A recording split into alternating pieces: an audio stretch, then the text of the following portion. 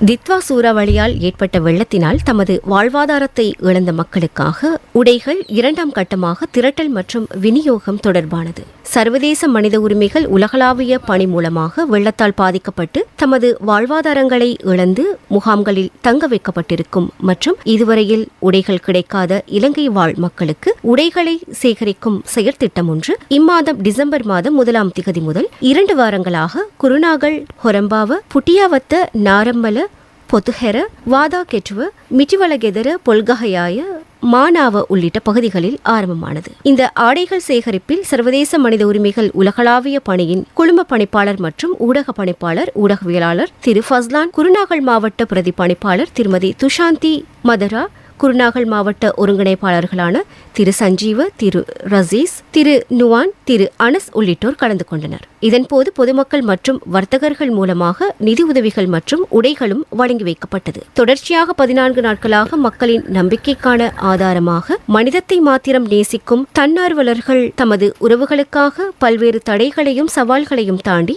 ஆடைகளை சேகரிக்கும் நிவாரண யாத்திரையை முன்னெடுத்து வருகின்றனர். இதற்காக மக்கள் வழங்கிய நிவாரணப் பொருட்கள் மற்றும் உடைகள் மிகவும் பாதுகாப்பான முறையில் தரை, வான் மற்றும் கடல் மார்க்கமாக நிர்கதியான மக்களுக்கு தொடர்ந்தும் கொண்டு சேர்க்கப்பட்டது.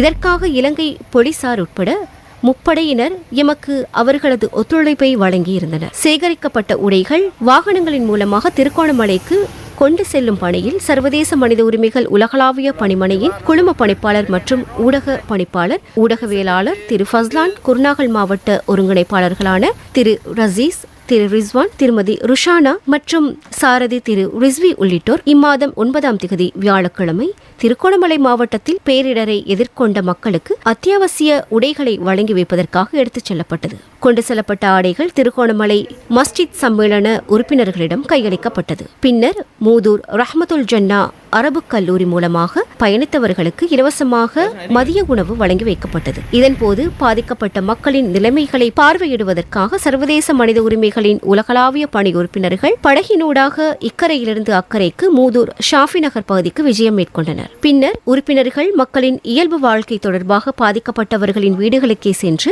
தற்போதைய நிலைமை தொடர்பில் பார்வையிட்டனர். இதற்காக செல்லும் வழியில் சுமார் 70 மீட்டர் அளவில் மூதூர் வேதாத்தீவு எனப்படும் மஸ்ஜித் புரம் ஷாஃபி நகர் பகுதியில் ஒரு பாலம் அமைத்து தந்திருந்தால் அவர்களது பொருட்களையும் உடைமைகளையும் பாதுகாத்திருக்கலாம் எனவும் எதிர்காலத்திலாவது அந்த பாலத்தை அமைத்து தருமாறு மக்கள் கோரிக்கை விடுத்தனர்.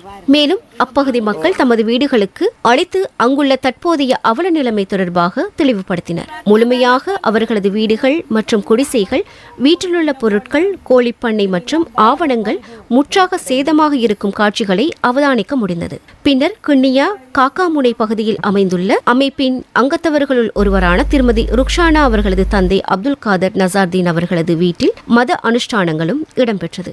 அங்கே எம்மோடு பயணித்த அங்கத்தவர்களுக்கு தேநீர் உபசாரமும் வழங்கி வைக்கப்பட்டது. மேலும் அவரிடம் இருந்த சர்க்கர நாற்காலி ஒன்றை சர்வதேச மனித உரிமைகள் உலகளாவிய பணிக்கு அதன் திருத்த வேலைகளை மேற்கொண்டு பொருத்தமானவர்களுக்கு வழங்கி ஒப்படைக்குமாறும் வேண்டிக் கொண்டார். தொடர்ந்தும் இப்பகுதி மக்களுக்கு நிதி உதவிகள் மற்றும் உலர் உணவுப் பொருட்கள் மற்றும் உடைகள் தேவைப்படுவது குறிப்பிடத்தக்கது. திருவண்ணாமலை நகரம் பள்ளிவாசல் சம்மேளனத்தில் தலைவர் பேசுகிறேன். மூதூரில் நடந்த அனர்த்த சம்பந்தமாக அனர்த்தத்துக்குரிய உதவிகளை குருநாகலை சேர்ந்த சகோதரர்கள், அவங்களுடைய ஊரை சேர்ந்த தனவந்தர்கள் மற்றும் ஊர்வாசி எல்லாரும் ஒன்று சேர்ந்து பெருமதிமிக்க உடைகளை எங்களுக்கு அன்பளிப்பு செய்திருக்கிறார்கள். அதோடு இணைந்து அகில இலங்கை international human rights global association அவங்களும் இணைந்து இந்த உதவி எங்களை செய்து தந்திருக்கிறார்கள். இந்த உதவி சேர்ந்த அனைத்து உள்ளங்களுக்கும் மனமார்ந்த ஜனசாக்கும் வகையில் தெரிவித்துக் கொள்கிறோம்.